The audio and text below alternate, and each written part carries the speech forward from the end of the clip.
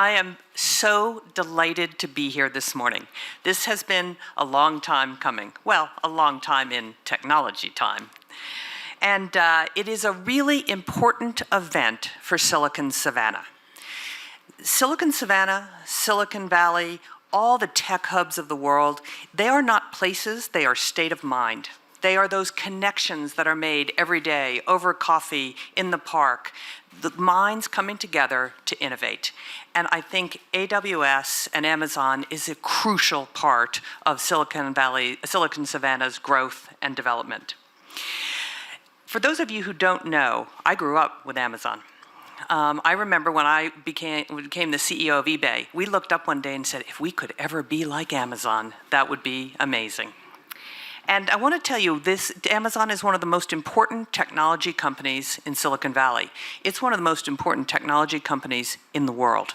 And the fact that they have chosen to put the development center for AWS in Nairobi speaks volumes about Kenya, speaks volumes about Nairobi, and speaks volumes about this administration. So congratulations to all of you. I want to tell you a little bit about innovation. There is two kinds of innovation in the world. There's what I call evolutionary innovation, which is people who every day make what already exists a little bit better, new and improved, a little bit better food, a little bit better consumer goods, a little bit better maps, a little bit better on everything that you do. Those people are very, very important because unless we keep getting better at the basics, we fall behind. But there is a very small number of people and companies who do what I call disruptive innovation. That's different than evolutionary innovation. Disruptive innovation are the people who build things that never existed before.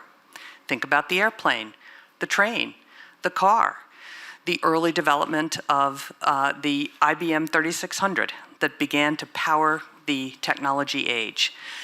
If you think about the PC, you think about all these big changes in technology. Often, there is a small people who figure out how to do something that has never been done before.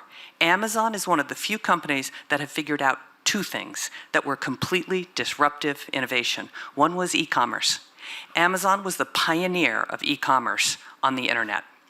And then the second thing that Amazon did was AWS. Before AWS, you had to build your own data center.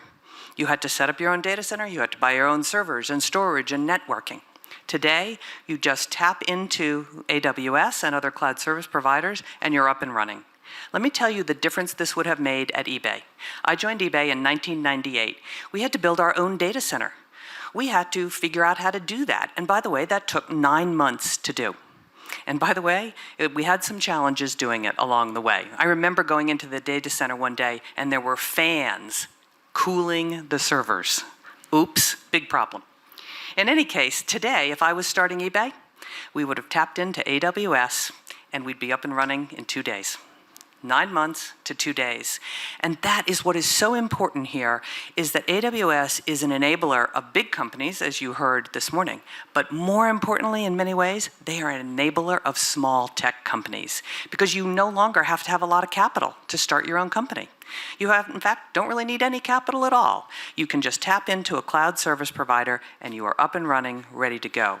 So I'm super excited about AWS being here. I think it will create a revolution among the small to medium-sized enterprises, which are those that always power the Silicon Valley or the Silicon Savannah. So congratulations, I am so pleased that you are here. Thank you to the President for continuing to create an enabling environment that allows companies like Amazon to come here.